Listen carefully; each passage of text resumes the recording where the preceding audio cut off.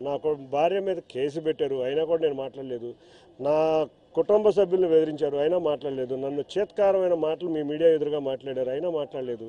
మీరే అర్థం చేసుకోవాలి వీటి పరిస్థితులు ఏంటో, మీరే నాకు సమాధానం చెప్పండి. మీరు సేవా కార్యక్రమాలు చేయరు అది ఇది అని చెప్తున్నారు. ఒక పక్కన నేను సేవా కార్యక్రమాలు చేశాను కాబట్టి మొన్న ఎన్నికల్లో నేను ఖచ్చితంగా గెలిచాను. ఎందుకంటే టాటా ట్రస్ట్ కానీ అన్నీ చేశాను కాబట్టి నేను గెలిచానని ఆయన చెప్తున్నారు. ఎలా చూడాలి? టాటా ట్రస్ట్ ఈయన ఆస్తి, లేకపోతే ఈయనేమో అభివృద్ధి చేసింది ఈయన ఆస్తి?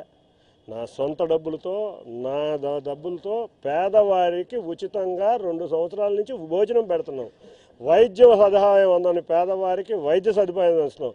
క్యాన్సర్ బాధితులకి, డయాలసిస్ పేషెంట్లకు కానీ లేకపోతే క్యాన్సర్ బాధితులకు మందులు ఉచితంగా ఇస్తున్నా నా సొంత నిధులతో.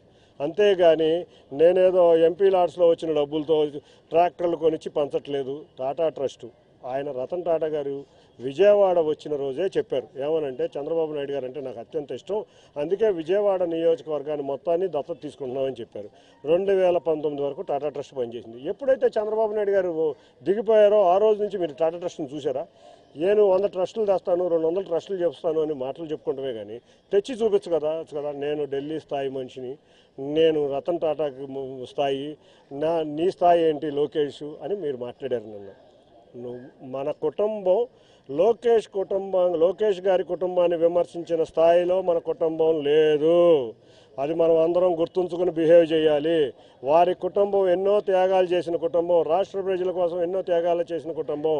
అంతేకాకుండా పర్టికులర్గా లోకేష్ గారి యువగలం పాదయాత్రలో కొన్ని లక్షల మంది అభిమానులు, కార్యకర్తలు, ప్రజలు ఆయన వెంట అడుగులో అడుగు వేసి నడిచారు.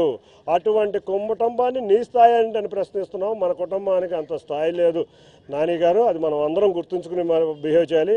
అంతేకాకుండా ఇవాళ HCL వచ్చింది. ఈ HCLలో 5,000 మంది ఉద్యోగాలు ఉన్నాయి. ఇటువంటి ఎన్నో ఉద్యోగాలు కల్పించిన బాధ్యత లోకేష్ గారిదే 2014 నుంచి 19 వరకు. మీరు ఇంకో మాట కూడా అన్నారు అమరావతి గురించి.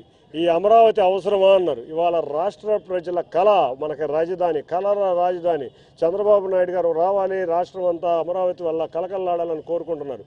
ముఖ్యంగా ఎన్టీఆర్ జిల్లా ప్రజలు అమరావతిని రావాలని కోరుకుంటుంటే, అమరావతి వద్దని కోరుకునే వాళ్ళని నిన్నేమనుకోవాలో, నువ్వు జగన్ ఎజెండా పెట్టుకుని నిన్న మాట్లాడావని ప్రజలందరికీ అర్థమవుతుంది. ఇవాళ ఎన్టీఆర్ జిల్లా ప్రజల్ని అవమానపరిచారు. మీరు ఇటువంటి అవమానకర వ్యాఖ్యలు మళ్ళీ చేయొద్దని కోరుకుంటున్నాను. ఎవరి స్థాయి ఇప్పుడు మీరు రతన్ స్థాయి అవ్వచ్చు, కానీ మనం చెప్పుకోకూడదు. ప్రజలు చెప్పాలి మన స్థాయి ఏంటి, నాయకులు చెప్పాలి, కార్యకర్తలు చెప్పాలి.